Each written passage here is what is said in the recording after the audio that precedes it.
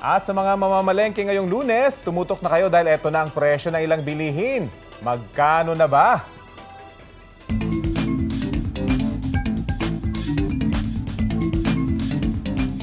Binisita po ng GMA Integrated News ang Commonwealth Market at nadiskubring wala na hong nagbebenta ng regular at well-milled na bigas sa saklaw po ng price cap. Nako ha. Mahal din yung kamatis. Balita ko. Talaga at may live na balita si Maki Pulido. Maki, magkano na ba ang bentahan ng kamatis at bigas? Alam nyo naman ngayon, kung mamamalengke ka, wala ka na talagang mabibiling mura. Lahat, halos lahat, mahal.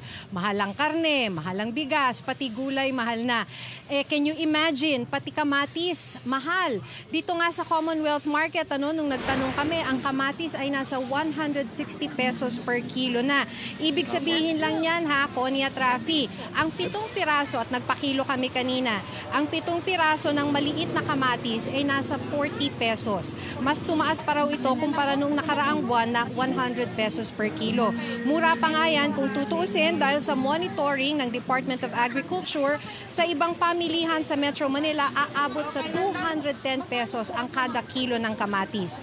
Kamatis pa lang yan, mahal na kahit yung iba yung mga gulay. Ang sitaw to ha, nasa 100 pesos per kilo. Ang isang tali na may 10 piraso ay nasa 20 pesos. Yung sibuyas dito sa Commonwealth Market, nasa 160 pesos per kilo, pataas ng 100 pesos. Ang bell pepper, 400 pesos per kilo na, mula 70 pesos noong nakaraang linggo. Sa mahal ng kamatis, may mga nakausap tayo na mga tindera dito sa Commonwealth Market, hindi na daw nagbebenta. Ang sabi nila sa atin, mahirap na. Dahil sa sobrang taas, tutumal ang benta. At kung matumal, ibig sabihin may mga hindi mabebenta, hindi mababawi yung kanilang mga puhunan. May mga nakausap kami kanina, ang balak sana, dahil nga malamig ang panahon, magigisa para sa sabaw, pero dahil nga sobrang mahal, nasa 30 pesos para sa kamatis pa lang, hindi na magigisa ng kamatis na mas malasa raw sana, sibuyas na lang ang gagamitin. So dito, napansin din natin na wala nang tinitinda na regular milled rice o well-milled rice, puro na premium grade local rice at ang presyo ay 55 pesos hanggang 57 pesos. 50 pesos per kaban lang daw kasi ang diferensya ng bentahan sa Bulacan ng regular milled at premium grade local rice. Kaya sabi ng rice retailer, premium grade na ang binili nila dahil kung ipatupad bukas yung price cap na 41 pesos at 45 pesos per kilo sa regular at well-milled, tiyak talagang malulugi sila.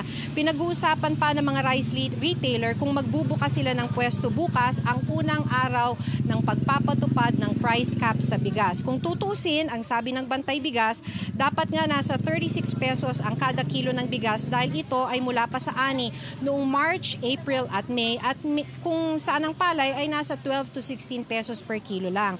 Nakakalungkot nga lang daw, ito yung sinasabi ng Bantay Bigas, dahil ang naiipit sa halip na rice cartel na sila nga raw yung nagmamanipulate ng presyo sa ngayon, ang naiipit ay yung mga rice retailer. Ang sabi ng Bantay Bigas, hindi na raw na-regulate ang importasyon at bentahan ng maipatupad ng rice tarification law dahil nalimita na ang National Food Authority sa pagbili lang ng buffer stock. At ito ang balita ko. Ako si Maki Pulido para sa GMA Integrated News. Maki, nako, ito naman ang balita ko, kasi marami tayong naririnig na pangamba dahil hindi madali na talagang makita kung yung tinitinda ba talaga ay premium rice. As compared, di ba, sinasabi nila po pwedeng dayain na well-milled lang naman pala yan. Pero para maibenta na mas mataas, kailangang sabihin na premium rice ito. So, paano ba daw gagawin dyan? Premium Meron ba grade. tayong mga nakausap? Premium Tama. grade? Oo.